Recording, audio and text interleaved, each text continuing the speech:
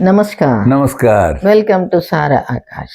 This is Vijayalakshmi and he is my friend Pitambar. It's great to be a part of this incredible platform, Sara Akash, where we celebrate the governance or the rule of the law. Me too. The rule of the law of the universe has always been simple. In spite of billions of powerful stars, constellations, Milky Ways, the law binds them together to give the message of peace. But on earth, the rule of the law is built on a system called politics.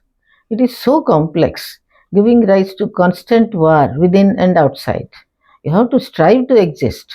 Politics is not all that bad. Politics is, in fact, progress. Let's discuss this very absorbing topic politics, a battle of perception. Let's join two dots today politics and people. The other name of politics is power.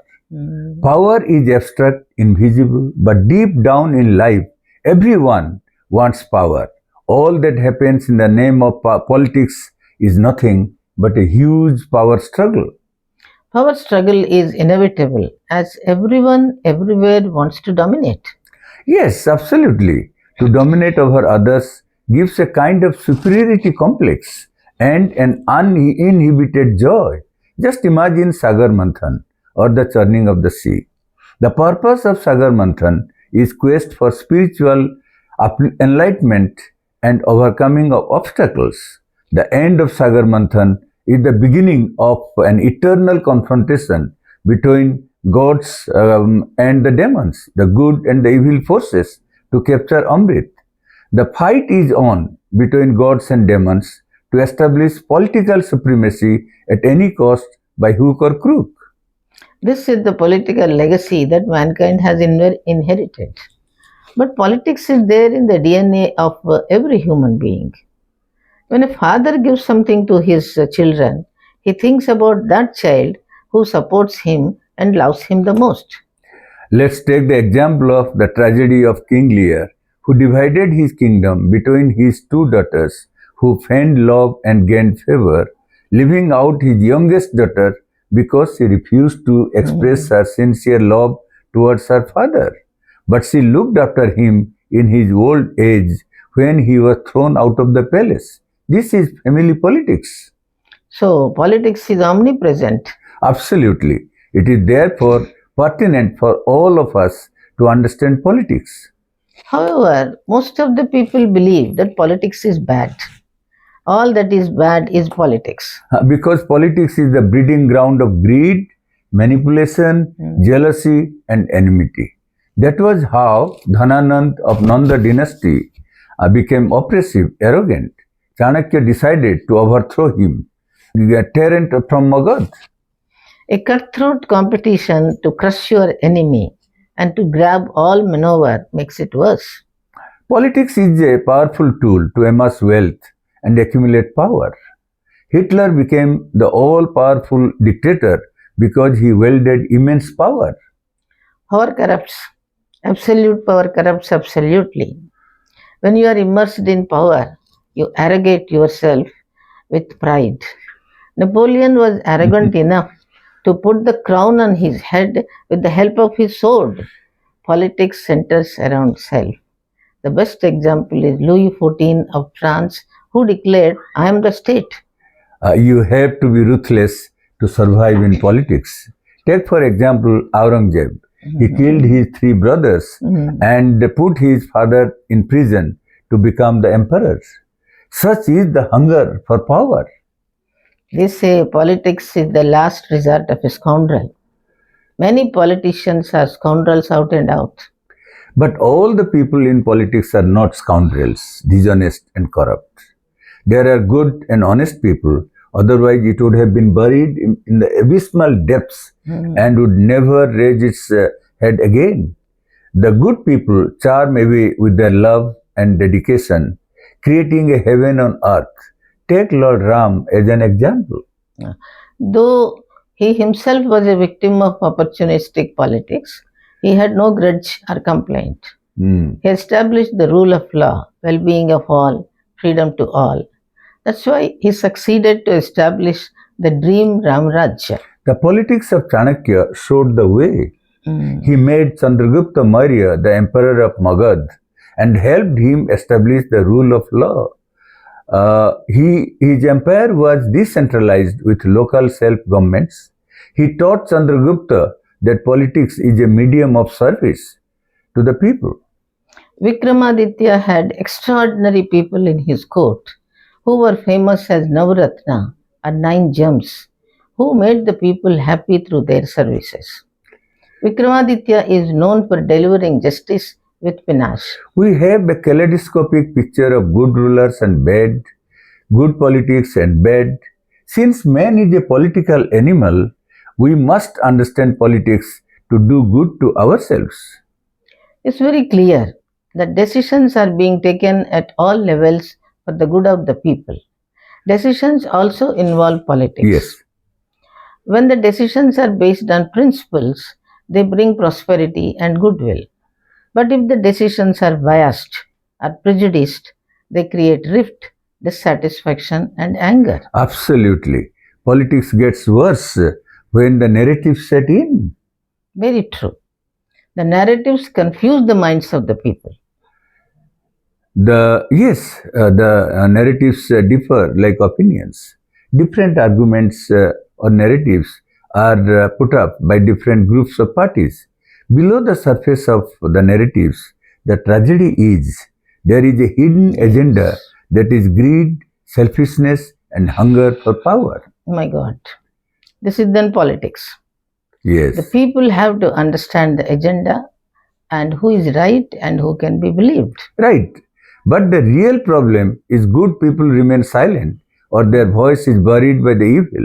An ecosystem that spreads lies and falsehood through electronic and print media, which are again governed by the greed of advertisements. Now it is clear what makes politics so confusing. Exactly. There are too many pulls and pressures to deal with. The politicians brazenly resort to telling lies and go on telling lies to make people believe that is the truth. And when the party in power uses police against people, the politics is criminalized. The voters must understand the reality, the truth. Even if they understand the truth, they get otherwise influenced because of greed for money and fear for muscle power and mafia. Truth is very simple. Lies make it complex. Yes. And when truth and falsehood merge, a new hybrid version makes the round, creating an utter confusion. Three versions of the same story you hear. Oh, this is politics. People don't get to know the truth. They go with money and muscle power. But a credible leader can nullify the money and muscle power.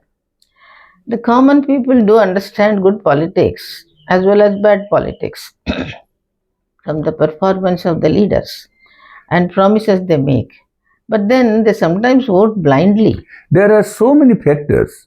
The people judge how the leader leads the party, formulates the policy, and above all, his courage, character, and his conviction. Gradually, the people turn into the core voters or genuine followers from the visionary zeal and the missionary determination of the leader. This means the unwavering faith of the leaders in Yes. their policies and programs stand in good stead, and ultimately people get convinced. Absolutely. It's the long-term politics that validates the vision of the leader. The power and determination of the leader to make his mission a mammoth monument matter a great deal. Very true. These leaders become statesmen and world leaders who live forever. But still, the world has witnessed such leaders going through terrible turmoil, insults, and lies. Every leader with a great vision will have to prove his credentials and shine through the fire and politics of scheming and screaming that is dished out to tarnish his image and reputation. Very true. Lord Ram survived the misinformation campaign. Just imagine the terrible suffering Sri Ram had to go through, the devastating vilification. And Lord Krishna was mocked at for shifting his capital from Mathura to Dwaraka. He was accused of being a coward, running away from the battle, even though Lord Krishna and Lord Balaram defeated Jarasandha 17 times and destroyed his army completely. But he was seeking revenge of his son-in-law Kamsa. Lord Krishna wanted to provide peace and security to his people, so he moved away. Contemporary views are marred with jealousy or sugar coated with charisma, but historical truth shows the mirror of the times. Very true. During freedom struggle, no one had the guts to question Gandhiji's decisions. But today we know Gandhiji made a huge error of judgment. Little did he realize that he had sown the seeds of dynastic politics that epitomizes corruption, nepotism, and favoritism. Now, many political parties follow the dynastic philosophy, preventing the political aspirations of the common man. Everyone plays politics at different levels, and everyone is a politician of different hues. Dhritarashtra was blind. Gandhari was loyal to blindness.